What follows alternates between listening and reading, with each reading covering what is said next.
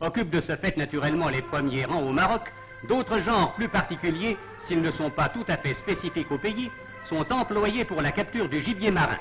Ainsi, à Tagazout, près d'Agadir, où s'étendent d'immenses plages à fond de sable régulier, les pêcheurs emploient la senne, ce très long filet dont la nappe simple tombe verticalement dans l'eau, qu'une embarcation va mouiller au large parallèlement à la rive et qu'on ramène au bord par les deux extrémités en halant sur chaque bout.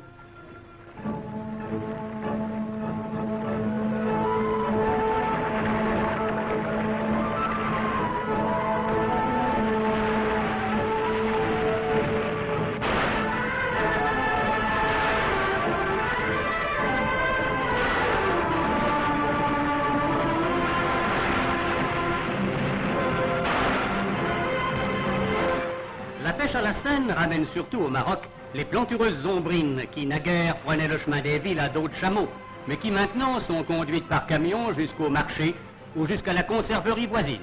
Tant pis pour le pittoresque et la couleur.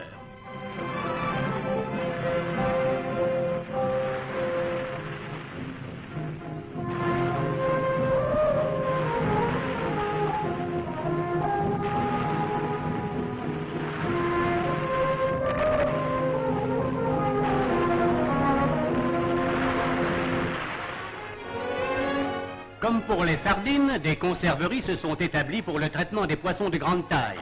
Tassergales, ombrines et thons, par exemple, qui foisonnent dans ce coin atlantique.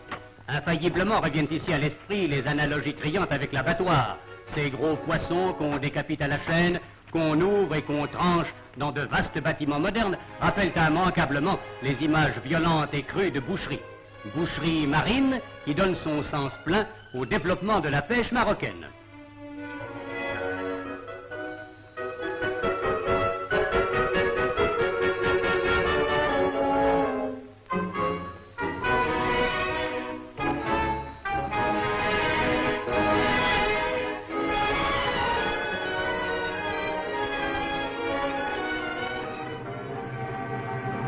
Agadir, qui reste dans la mémoire comme le nom d'un détail historique, est sur la côte de l'Empire chérifien de par sa situation, sa population de pêcheurs, la présence nouvelle de ses conserveries, comme une sorte de capitale du sud de la pêche.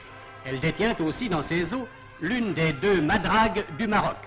La madrague est une sorte d'enclos fixe, formé de filets et de pieux, dans lequel les poissons sont conduits par une sorte de labyrinthe jusqu'à un enclos réduit nommé la chambre de mort, autour de laquelle les barques se rangent pour relever le filet qui forme le fond de cette chambre et ramener le poisson à la surface.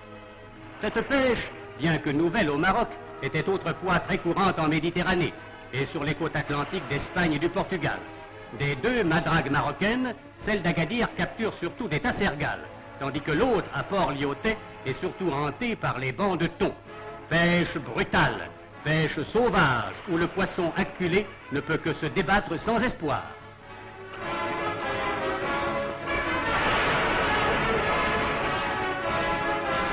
Et peut-être cette pêche à la madrague est-elle le vrai symbole des pêcheries marocaines.